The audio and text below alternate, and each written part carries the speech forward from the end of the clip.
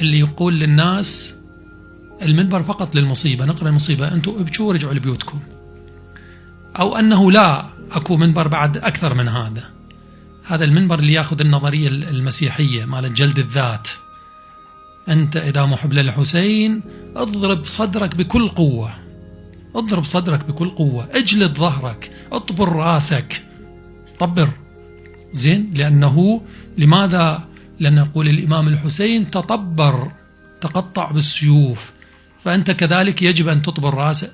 طيب الإمام الحسين مو هو طبر راسه، الظالم طبر راسه، الظالم قطعه. الإمام الحسين يقول لك أنت واجه الظالم حتى لو قطعك، حتى لو طبرك. هذا منطق الإمام الحسين، ليس منطق الإمام الحسين اجلد نفسك وطبر راسك وبعدين روح اغتسل ونام. هذا تخدير للأمة، هذا قتل للإمام الحسين من نوع آخر، هذا قتل آخر للإمام الحسين صلوات الله وسلامه عليه.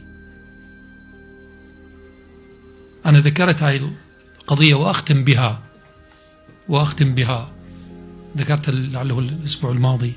هذا دخل قائد البريطاني أول ما دخلوا العراق في 1917. لما دخلوا العراق القائد البريطاني دخلوا من جهة البصرة، فهو داخل يظهر هذا إنجليزي دتشة، يعني ما سامع عن الإسلام. سمع المؤذن يأذن، سأل المترجم قال هذا شنو؟ قال هذا مؤذن، مسلمين يأذنون. قال شنو يأذنون؟ قال يأذنون يدعون الناس للصلاة، يجون للمسجد يصلون. قال طيب بعد ما يصلون شو يسوون؟ قال يرجعون بيوتهم. قال خليهم براحتهم. أنت إذا تؤدي للصلاة تجي تصلي وترجع لبيتك، تجي منبر الإمام الحسين تحضر بالحسينية وتبكي وتلطم وكذا وترجع لبيتك، هذا جيد. الظالم ما عنده مشكلة وياك، ومعاوية ما عنده مشكلة وياك، ويزيد ما عنده مشكلة وياك.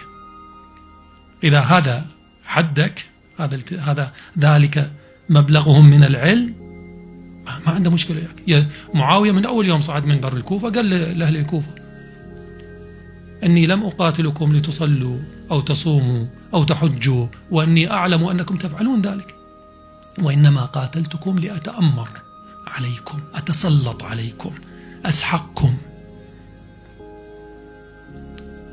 ولا يجوز لأحد أن يتحرك.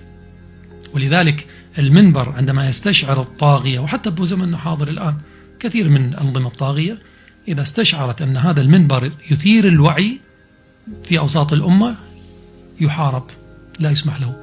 أما تريد منبر مثل ما قال هذا صاحبنا، تعال هذا منبر اذكر مصيبة الإمام الحسين، ابكي والطم وارجع لبيتكم نام.